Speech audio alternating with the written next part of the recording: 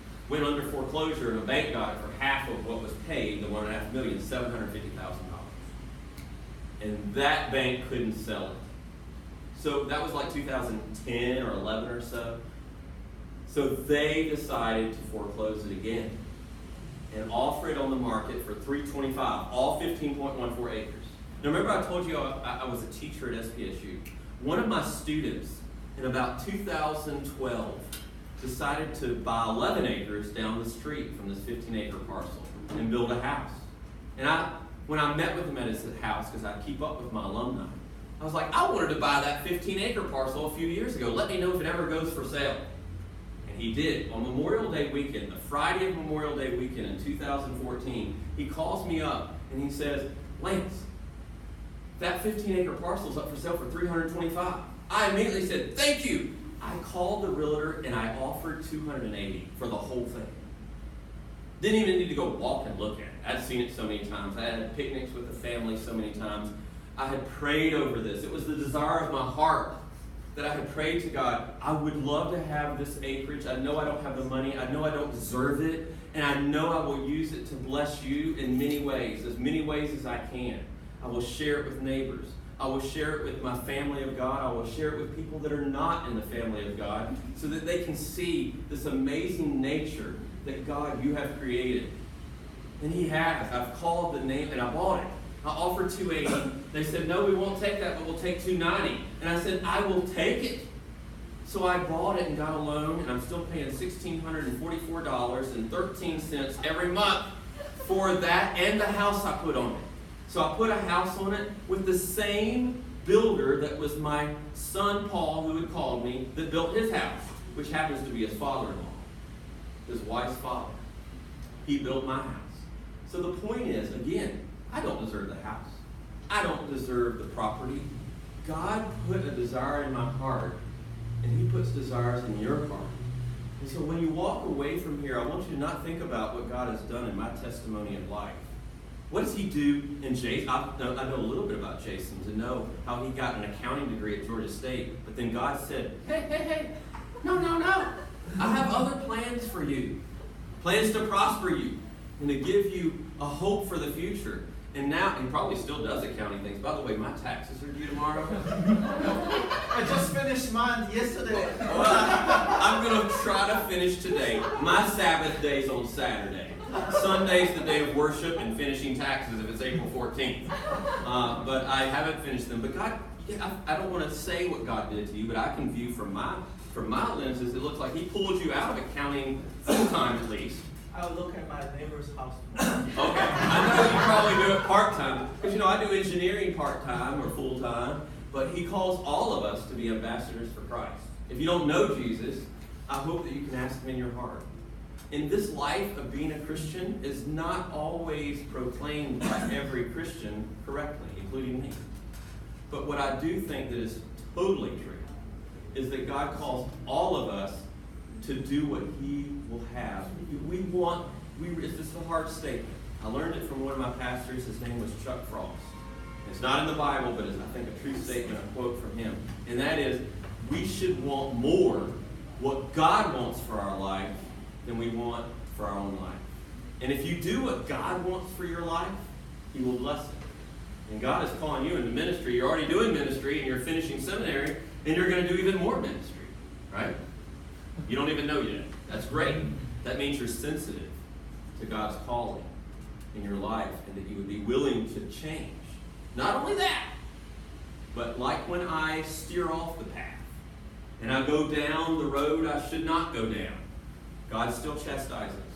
God brings you back to His perfect providential plan for your life. So I don't know how much time that is, but I probably should stop and maybe see if we have questions. It's been a great time to share with you, and certainly would love to hear any questions that you have or comments or thoughts. I know sometimes it takes at least one person to break the ice. I do this in class too. And so I will call on someone to ask a question. So Jasmine, since Jason's the teacher, I'll pick on Jasmine. Do you have any thoughts or questions? I can pick one. Oh, you can do that too. You can be, okay, we got one. We broke the ice. Excellent. So how does it feel to be a PK? Do you find it very stressful? And do you find it's like each time we move to a new city, we move to a new community? Right. So the question, if you didn't hear it, was how was it like being a PK, a pastor's kid? And I think like everything, there's pros and cons. There's good parts and bad parts. One of the good parts is you get to have the best Sunday lunches at so many people's houses because everybody wants to have, lunch with the pastor or dinner with the pastor. But one of the negative drawbacks is you're on the pedestal. And so anytime you as a child make a mistake, like I was young, I was a child, I certainly did not represent my parents well 100% of the time. Maybe 20% of the time I did. And so it wouldn't be a good witness sometimes to do what I did for even my father and his job. And so, there's that sense of concern that you would do something wrong that certainly was there. But thankfully I had such wonderful parents that they loved me. But I'll tell you one story I definitely remember, and it's kind of embarrassing maybe for you to hear, but not for me to say. So I hope it's not TMI, too much information. One of the time, I was probably it was probably 82 or 83.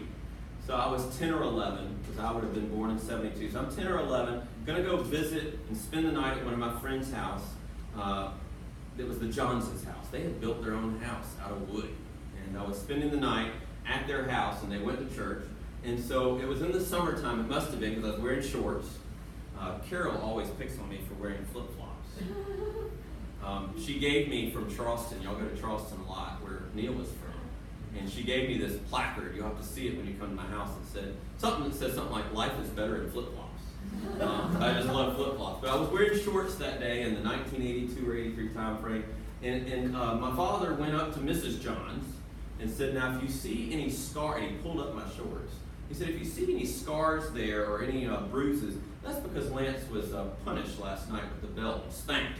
Just wanted to let you know that. Oh, I was highly embarrassed as a 10-year-old. Why are you showing this? But he did to try to say, you had to get a spanking.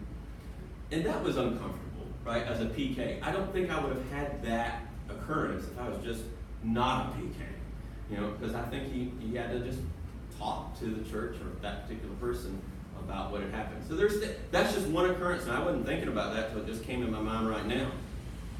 I think in every station of life, in every position that you do as a child or as an adult, there are things that have pros and there are things that have cons. So I wouldn't change anything. I love being a PK, and I wasn't a PK the whole time because my father stopped being a pastor, as I told you, in 1990, and became a full-time counselor. During that transition number of years of leaving pastoring and going into full-time counseling, it was difficult because rumors were spread, like why he's leaving, and it was just not true. Things were said that were not true. And that made it difficult as a child. I was in 85-ish when all that happened. I might have been, whatever the math is, 13. And like you said, I had to leave. We left one high school, and I had to go to another high school. And I remember telling my parents, can I move back to where we came from? I asked permission. I've already called one of our friends up and said they said I could live with them. I was asking this at 14, and they said, no, honey, can't do that. And I even remember praying to God, even at the time, I said, I watched Star Trek. I was like, I know the transporter beam hasn't been invented yet, but could you beam me an hour away back to my old high school? Because I just don't like this new high school. And that was my first year in 10th grade of that high school. Thankfully, God said no. So sometimes, God does tell you no. And it's not what you want to hear. But He knows what's best for us. And it was best for me to say no because that high school actually turned out to be better for me. It's not only better for me, it's better for my nephew, Justin Lance. He's at Fort Mill High School right now. You'll have to watch him on the television because he's not famous yet. So you want to get his signature now. Justin Lance. He is an amazing football player. And he plays football for Fort Mill High School. I never played football. The first time I was actually watching football. Someone ran into me and I broke my collarbone. So I've never been good at football. But my nephew is at Fort Mill High School now. He's not the only one. My other nephew, Spencer Krim, he graduated from Fort Mill High School just last year. And my niece, Lauren Krim, she is at Fort Mill High School now. I haven't told you the names of my children, so I probably should. We do have 3 wonderful children. One of them is Rachel Elizabeth Krim. She was born in 99. So she is currently 19. She is a freshman at KSU, majoring in statistics. We have Matthew Alexander Krim. He is 16. I couldn't tell you everything about my children because we'd be here for days. But one thing I'd tell you about Matthew that is so inspiring is he plays the piano, not just like me, but like me. I mean, he plays the piano in a way that I do, and as Lori can tell you, and maybe some others, I don't play it like most people do. Play it very passionately. There are certainly pianists out there that are a whole lot better than me with both technical acumen as well as repertoire. They have a wider repertoire, and I don't do it full time. That's something I would love to maybe be a full-time musician, but God said no. And I know why. I hate traveling. I like staying put at a farm and planting things and planting roots. So I just didn't do that. One of my favorite things to do is to sneak over to Lance's house, and I don't do it often. A couple of times to see Lance and ask him a question or do something, and he's playing the piano, and he has, when you go to the front door, I don't know if you've been in there, but his piano, he would be his back would be to the door, and I'll just stand there. Oh, really? Watch That's him embarrassing. play. And his hair's flying all over, and he's wonderful. He's absolutely, I can totally understand the passion that he has for it. So, and I remember one time I come to the door, didn't realize you were there, so maybe there's more time. No. Matthew plays the piano very well. He's also very good at his math skills. He's planning to become a mechanical engineer. And as a senior in high school, he's planning to start early. There's a way to do that. There's a Move On When Ready program or a joint enrollment program. And Rachel did that also last year. So Matthew wants to be a mechanical engineer. I'm like, don't you like electrical? But, so we'll see what happens, but he's currently aspiring to be a mechanical engineer. And then Nathan, his real name is Nathaniel Scott Krim. But we've been calling, as soon as he was born, I was like, he's going to go by Nathan. And I've asked him many times over the years, even recently, within the last few months or so, hey, would you ever like to be called Nathaniel? Because at school they call him Nathaniel because that's what's on his record book. Because that's what the teachers see. And he's like, no, he likes Nathan better. So he is Nathan. He's 13. He played the piano some in the past, and I'm hoping he comes back to it. Because right now he's taking a little hiatus from the piano. But Nathan is amazing. Just like all of our children. I will tell you an area that some of you might be aware of, and maybe you're not. I am in a state right now that's difficult. We went through a divorce about 2 years ago. It started maybe longer than that, and certainly I contributed to the failure of our marriage. And it's been difficult because maybe not all has been realized that it's not just me, it's both of us. But I still believe that God blessed us with these wonderful children. And I do look forward to when He'll bless us with wonderful grandchildren. It's just amazing to see what God does, not just in my life, but in our children's lives, in our friends' lives, in our families' lives. And I'll tell you, I don't know a lot about you all maybe, because I just don't know you personally. But the WCF folks, I do know some of them, especially the ones that are residents of WCF. I know them very well. And I do things in our day and age that might sound creepy. I watch the Facebook from afar, from a farm on afar, and I just hit those likes anytime that Caleb is doing something amazing, or John is doing something amazing, or any one of those WCFers. I love going, and you'll see, if you're on the Facebook, Jason and me both, I see a lot of times something he's liked on WCF and something I've liked. It's just an amazing piece of technology that you can keep up with people, even though they're hundreds, thousands, or even maybe more away. When I was at Georgia Tech and I called my parents on the phone, we paid money. It was called long distance. You can call other countries, as you know, for free. I've got professors. I hired 2 professors from South Korea. I hired 1 professor from Africa. I hired 1 professor, I'm trying to get them all, 2 Indians from India. We have a very diverse electrical engineering group that I hired all of them. We do still have some Americans, other than me. I have to count them. 1, 2, 3. We have 1 from Singapore. We also have 1 from China. So we have a very diverse group in our faculty, and yet everything goes very well. It's really amazing. I was actually at lunch a few years ago, and my colleague, Yu Sun Chang, went to Georgia Tech. And first time I met Yu Sun Chang was in a building at 724 Techwood Drive. Some of you know where that is. Where is that? NAPC. Met You's son right there. He's from South Korea. And we continued a relationship, and he was one of the 2 first professors I hired after he finished his PhD at Georgia Tech in like the 2007 or 8 time, probably 2008. And he started with us in 2010. It might have been 2009. Don't quote me on any of these things. Sometimes I forget the years. But it's amazing what God has done in the lives of those folks. And I was at lunch with Yusun, and he's on the phone with his mother, and after he got off the phone, I was like, doesn't she live in South Korea?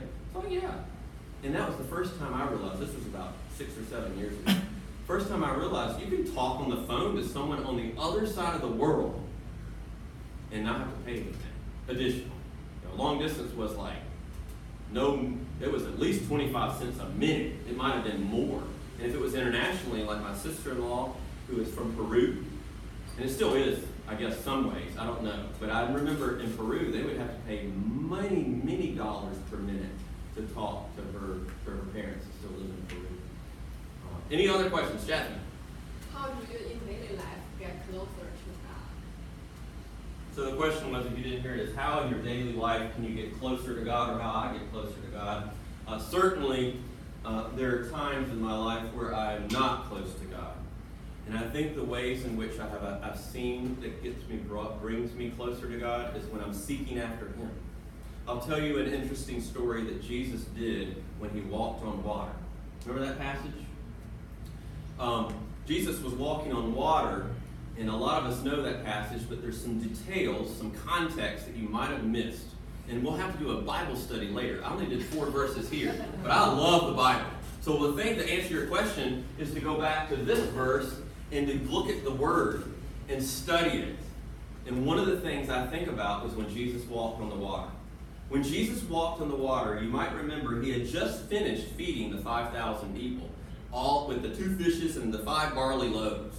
We can talk later how that relates to something that was done in the Old Testament by Elisha or Elijah. I'll have to even look it up and make sure I know which. I think it was Elisha. But He fed the 5,000. He had to have been tired. He did a lot of ministering to the 5,000, plus the children in there. Lots of thousands of people. And we can talk later how I've been to Israel. I was so blessed to go to Israel. And I've seen the site where He did that. And so He's tired. And He tells the disciples to get into the boat and to go on the other side of the sea. That's the Sea of Galilee. Just to go to the other side of the sea, and I'll meet you there. Right, Jesus? This is an 8-mile wide boat. You're going to meet us there. It doesn't make any sense, right?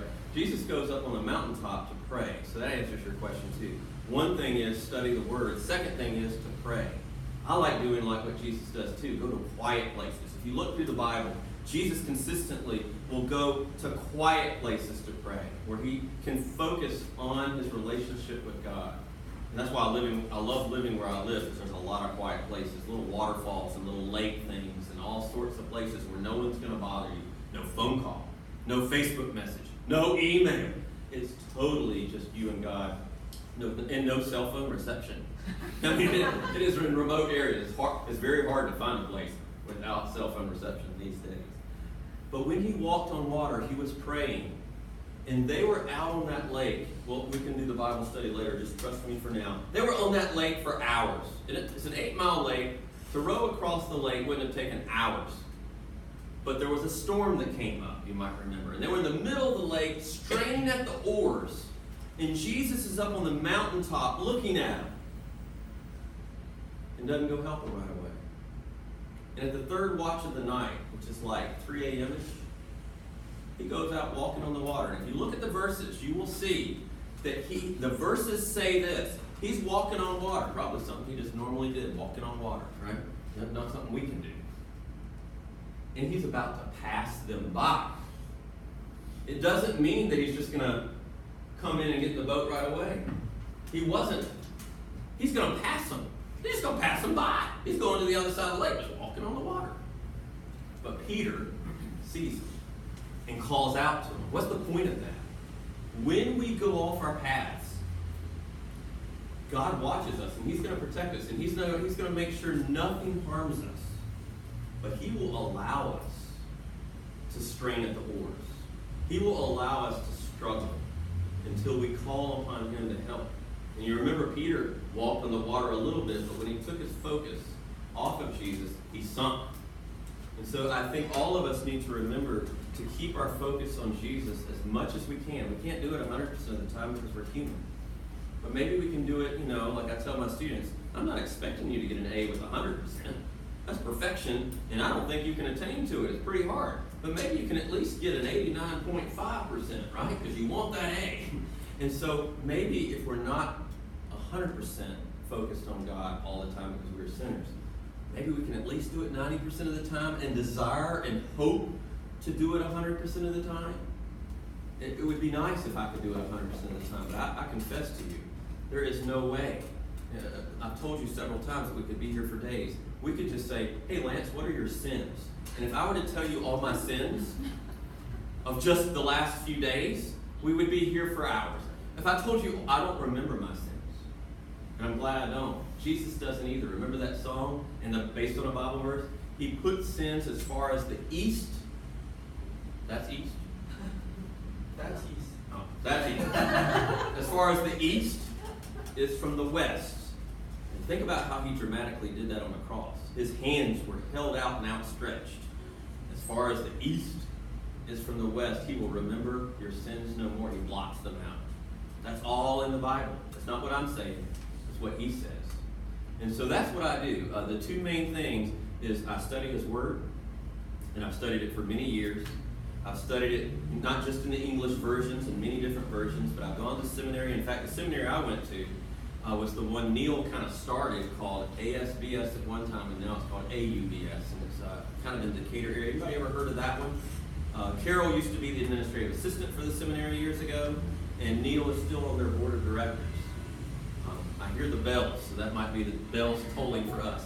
You tell me if we have more time for more questions. Yeah, sure. Okay. The service doesn't start till 11:15, so I think that means we have 15 minutes. I've heard that there's a donkey that's going to be processing down the sidewalk, but it's not going into the sanctuary. So, other questions, thoughts? Might not have any other questions, which is fine. I hope I didn't talk too fast. Did I do okay? Okay. And let's see whether the piano that they. Oh, we could do the piano, but they might still be in there. No, they're gone. We can leave. Okay, we're going to move there because I'd like to teach you a new song that we'll end with.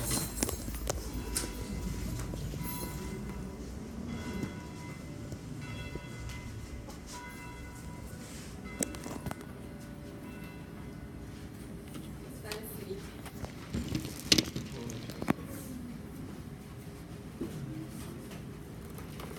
Now this room, I don't see a whiteboard. Do you see a whiteboard? Oh, there's a whiteboard. Let me start writing. I assume I can erase this. Let me know if I can't. I mean, I can, but I don't know if I'm allowed to.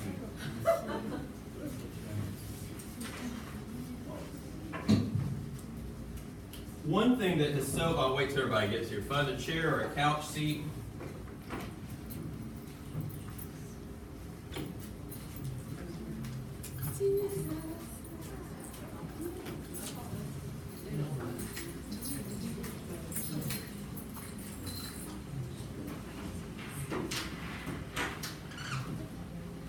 So one thing I've been impressed so much by of North Avenue Presbyterian Church is how they do live up to the calling of God to minister to all nations. It was in the sermon today that when Jesus turns over the money changers' tables, he says, my house is to be a house of prayer for all nations. And so there is a little song that was written in the 1800s that most Americans know, and I wouldn't have to put the words up here for most Americans if they've been involved in the church. Some of you might know it. You sound like you know it, but because I see you shaking your head. And maybe others don't know it. And it's a real easy thing to learn, and I'm going to put the next phrase, and this is a really encouraging one. Make sure I get it right. Red, brown, yellow.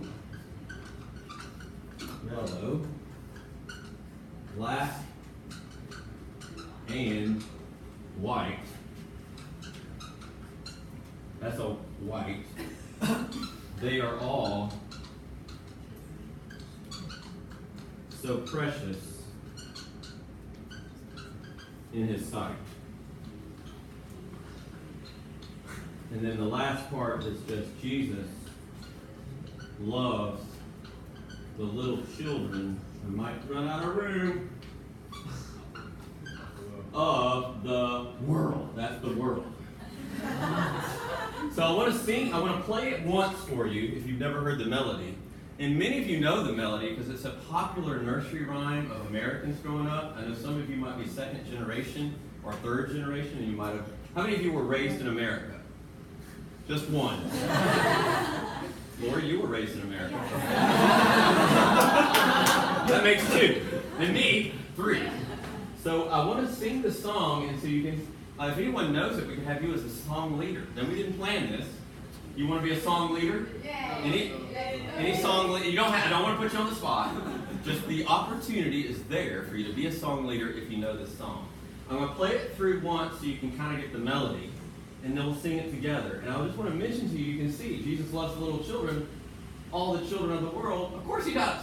You know, Jesus, even in the Gospels, has the children to come to him. He says, suffer not the children to come to me, for such is the kingdom of heaven. Not of world, of heaven. And a little second phrase here that is something that was written in the 1800s, so it was not recently. And this is something that's true not just in the 1800s, not in the 1900s, not in the 2000s, but of all time. Red, brown, yellow, black, and white is referring to the pigment of our skin, where there's only 2 chromosomes of the 46 that control the pigmentation of our skin. And yet some people over time have tried to differentiate people and say that they're not of the same worth because of the color on their skin, which is ridiculous. We're all God's children. I learned that when my father was pastor in 1974 at that First Presbyterian Church, because he went around. Now keep in mind, this was just after Dr. Martin Luther King Jr. had passed away or was murdered, was assassinated in the late 60s, 67 maybe. And there was still unrest in Mississippi, especially due to racial, mainly between black and white. My father, as pastor in a Presbyterian church, where the Presbyterian church at that time, it was called PCUS at the time, was not receptive to people of all races or all ethnicities. And he went to many in the community of folks that might have been darker skinned than us and invited them to church. That's one of the reasons the church ousted him after 4 years, because they would have none of that. They did not want, not everybody, they didn't want. The good news I would tell you is that church is still there, and it is a multicultural congregation, much like North Avenue here. And when we went there to help out with Katrina, we saw those people, and I saw someone at that time who was still alive, and her daughter is super famous. You might know her. Her daughter is super famous, and yet I knew her when she was a teenager.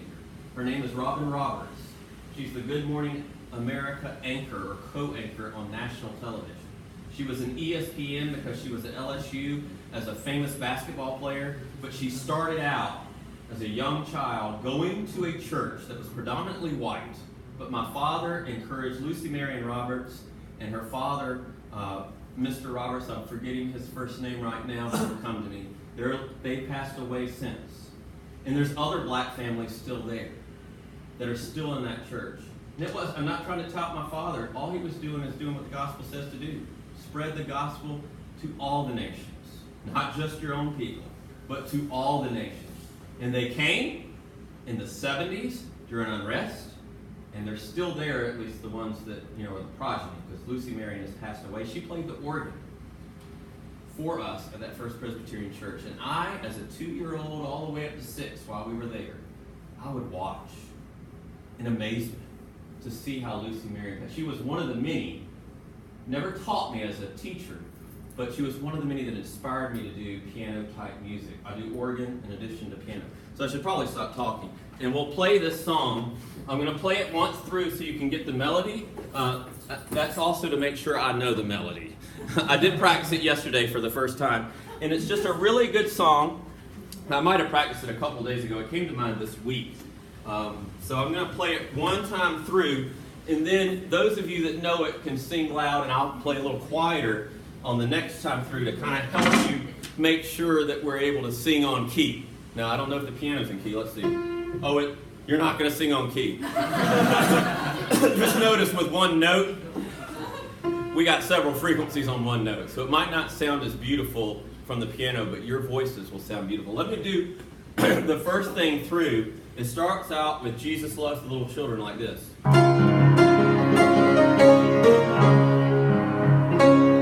That's Jesus Loves the Little Children. It goes like that. Don't sing it yet because I'm teaching you, right? And then we'll do the whole thing. You can, but you don't listen. I'm going to do it too fast, too. That's the first phrase. Jesus loves the little children. The next one is where it says all the children of the world is like this. So that's all the children of the world. And then it goes red and yellow, black and white. How does that go? No. Okay, it goes over here. Nope. There, I found it. Here it goes. It's just not good up there. I'll do it here.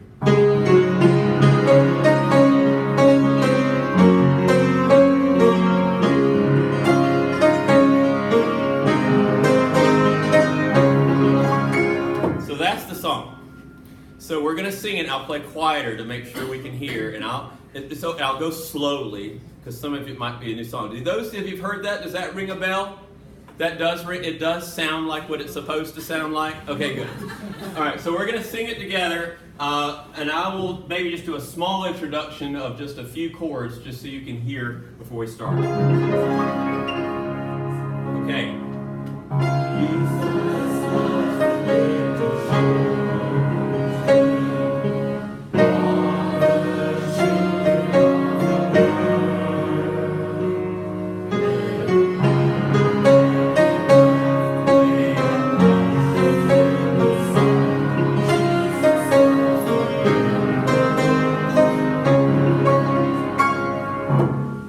Wonderful. I think it sounded good. Did y'all think it sounded good? Yes. Okay, good. So I've taught you a song that maybe only 2 or 3 of you knew. I'm so glad. One more time. I didn't Oh, we're going to do it? Okay, that was rehearsal. That was practice.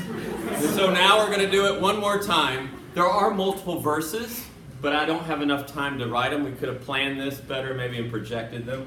But before I do it the second time, I'm going to do something wild and wacky just to demonstrate to you that I play this passionately. And then I'll let you know when you'll sing the chorus. It'll be all the same tune with some wild and wacky parts that you wouldn't be able to sing to because there's too many notes. All right? So this is how that goes.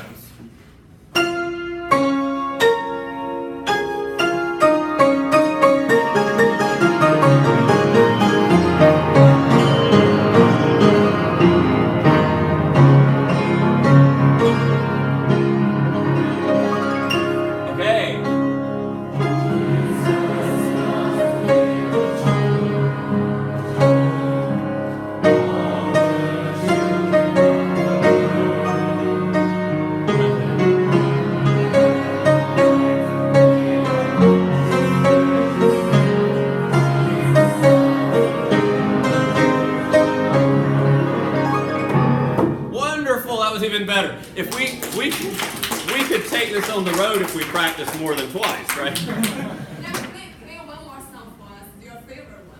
Oh, okay. This is like asking a pastor. Have you ever done this?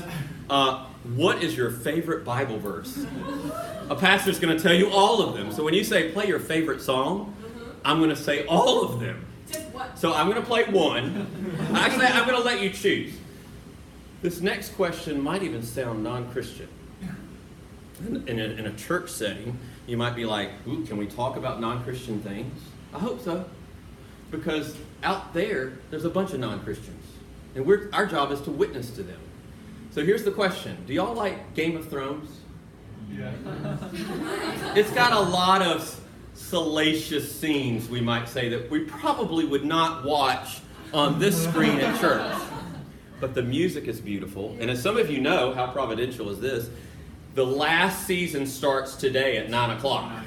Some of us are religious about it. I probably am not going to watch it at 9 because I know it doesn't have commercials, but I typically watch things a day or two later after they've aired, so I don't have to watch commercials.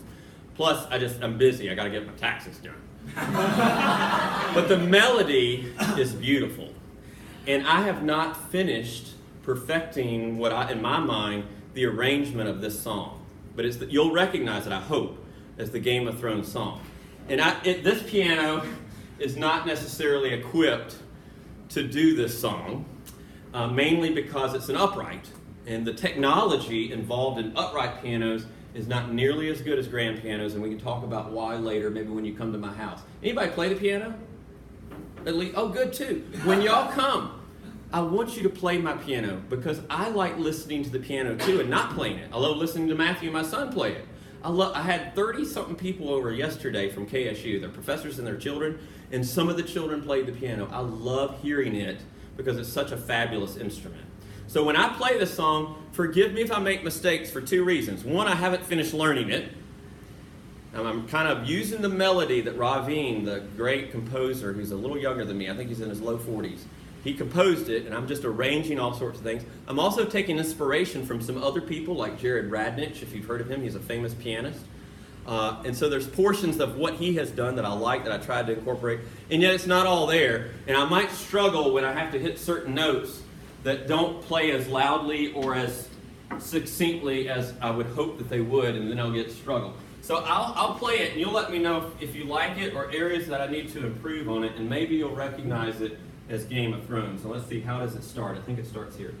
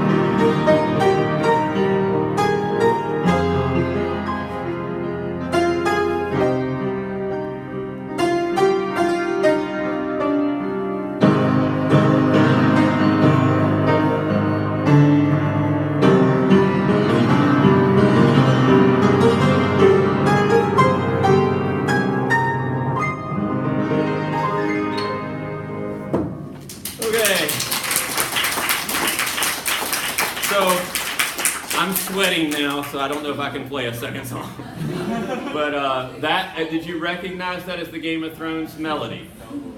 So if you can come to my house when we're planning it, I don't know if it was May or June, there's a real nice beach on the lake. Just from the house, it takes 4 to 5 minutes, not 45, 4 to 5, depending on how fast you walk, to get to the beach. But when you're done relishing in the beach and the sand and the lake, it'll take you 10 minutes to get back because it's a hill that's really steep.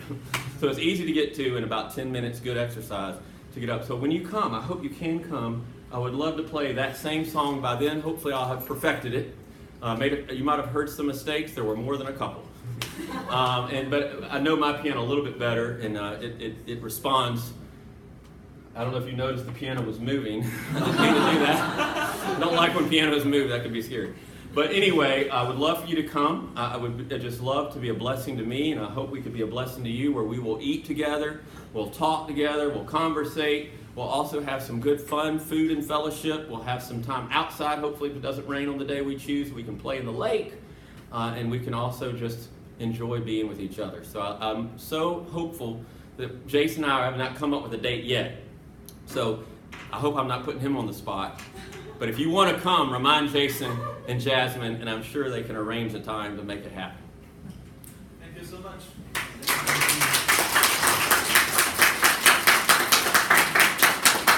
Well, thank you, Jason, for having me. It's definitely been fun. Let's have a prayer.